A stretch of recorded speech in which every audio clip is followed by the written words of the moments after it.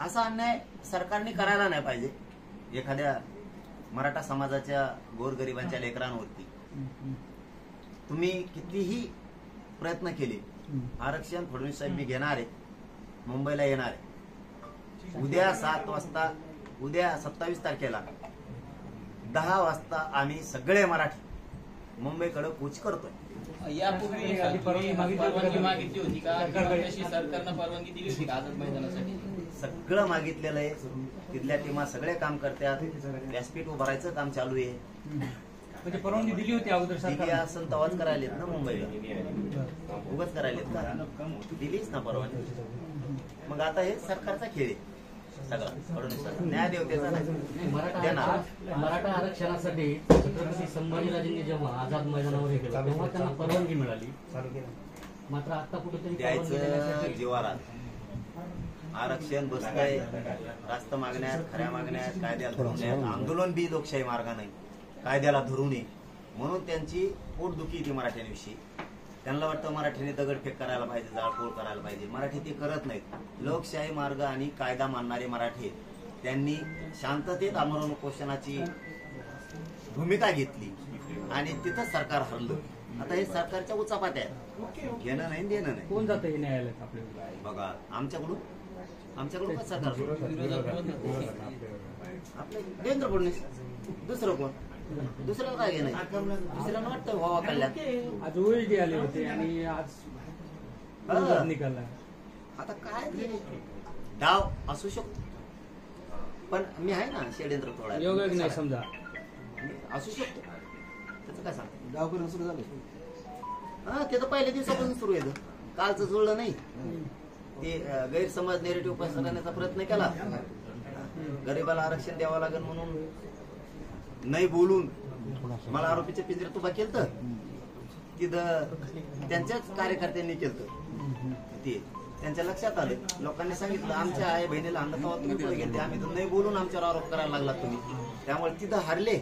मग आता नवीन मान्य न्यायालयात गेले, मान्य न्यायाधीशाने लगेच काय सांगितलंय, कारण ती ऑर्डर आपण बघितली नाही, काय काय सांगितलंय, त्याच्यामुळे त्या ऑर्डरवर आमचे वकील बांधव जातील सगळे, न्याय मिळणार आम्हाला। गणपती उत्सवात कारण सांगितलंय रदारी गर्दी होईल त्याच्यामुळे नाही, मग तसं कारण सांगते ना, सरकारला मुभा आहे, अडथळा होणार नाही असे नियम देईन न्याय देवता, पण करू नका म्हणून उपोषण असं न्याय देवता किंवा न्यायालय म्हणू शकत नाही। कारण सांगतील की तुम्ही एवढेच लोक जा, हे तर नियम असतील ना, अडथळा निर्माण होणार नाही असं तुम्ही जे सांगता ते नियम करतो, पण तुम्ही उपोषण आझाद मैदानाला करू नका असं न्याय देवता नाही म्हणू शकत। तुम्ही अर्ज जरी केला असला तरी तुम्हाला आंदोलन कोणत्या ठिकाणी करायचं किंवा करायचं नाही सरकार ठरव असे सुद्धा तिथं म्हटलंय। नाही असं सरकार कवा मालक झालं, असं कसं होईल? असं नाही होऊ शकत। सरकार कसं ठरवी? न्याय देवता एवढे मोठे लोकांचा आधार आहे, आधारच तुटून मग सरकार ठरेल म्हणलं, मग उद्या सर लोक कापून टाकेल सरकार। पाटील, दाद मागूनही ऑप्शन म्हणून आझाद मैदानाऐवजी इतरस्त मैदान दिलं तर तुम्ही तो ग्राह्य धरणार का स्वीकारणार आहे का? आझाद मैदान का नाही? तुम्ही प्रश्न करणार आझाद मैदान का नाही? खारघरचा पर्याय दिला तर तुम्ही पण का? आदेश आले असेल तर न्याय देवतेला आमची काय अडचण आहे? न्याय देवता म्हणून तसं करतो ना, मी संख्या सांगतील, काहीतरी सांगते ना न्याय देवता, असं करूच नका असं कसं म्हणून? लोकशाहीनं दिलेला अधिकार आहे, न्याय देवता न्याय देणार।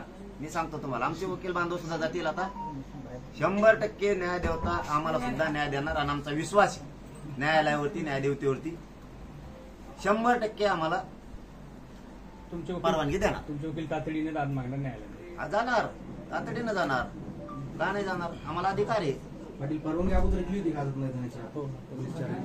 दिल्याशिवाय आहे का? ओके, थँक्यू दादा।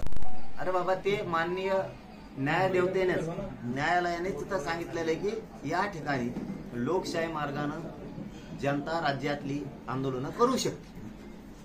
आम्ही सुद्धा लोकशाही मार्गानं कायद्याला, संविधानाचे सगळे नियम पाळून त्या ठिकाणी आमरण उपोषण करतोय। आम्हाला कसं काय नाकारलं जाईल? म्हणजे या राज्यात 2 कायदे आहेत का सरकारकडं? न्यायदेवतेला नाही म्हणत मी, सरकारकडे 2 कायदे आहेत का? तुम्ही म्हणताल तसंच एक आणि न्यायदेवता म्हणून तसं एक, न्यायदेवतेने तर सांगितलंय तिथं न्यायालयाने की इथं आंदोलन करू शकतात सामाजिक. तिथंच चाललोय आम्ही. सरकारने किती आडकाठी केली त्याच्या जीवावर आले देवेंद्र फडणवीसांचे. आरक्षण द्यायचं कारण आमच्या खऱ्या मागण्यात रास्त मागण्यात कायदेशीर आहेत, त्यांच्या जीवावर आले म्हणून ते असं करतात. 100% जाणार. आमची बाजू न्यायदेवतेला ऐकून घ्यावं लागत, आम्हालाही न्याय द्यायला लागत. आम्ही सगळे नियम पाळून न्यायदेवतेला आजच सांगतो न्यायालयांना, आम्ही तुमचे सगळे नियम त्याचा सन्मान करू.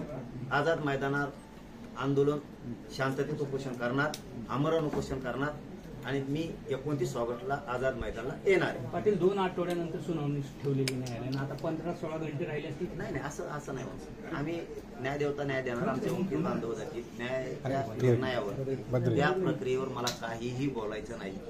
न्याय प्रविष्ट येते आता, त्याच्यामुळे आमचे बांधव वकील बांधव सगळे जाणार आणि परवानगी मान्य न्यायदेवता देणार. समजा 2-3 दिवस लांबली समजा कोर्टानं काही दिलं. न्यायदेवतेवर मी बोलणार नाही, पण सरकारला सांगतो मी उद्या येणार आहे. म्हणजे न्यायालयाचे आदेश, न्यायालयाचा आदेशाचा आम्ही सन्मान करतोय. न्यायदेवता आमच्यावर अन्याय करणार नाही. आमचे सुद्धा वकील बांधव जाणार. आज काही मनासारखं न्यायालयात झालंच नाही तर जर करला नसतं. न्यायदेवता ही सगळ्यांसाठी असा दुहेरी कायदा नाहीये. सन्मान जनतेच्या मागण्याचा, जनतेच्या भावनेचा आणि कायदेशीर मागण्याचा, आंदोलन करण्याचा अधिकार प्रत्येकाला आहे. न्यायदेवता तो अधिकार आम्हाला देणार आहे, हिसकून घेणार नाही. आमच्यावरती न्यायदेवता अन्याय करणार नाहीये. आम्हाला सुद्धा कायद्याच्या मार्गाने लढण्याचा अधिकार आहे, संविधानाने दिलेला अधिकार आहे. त्या अधिकाराप्रमाणे आम्ही लढणार आहेत आणि न्यायदेवता 100% न्याय देणार आणि आमचे वकील बांधव न्यायालयात जाणार. पाटील आझाद मैदान सोडून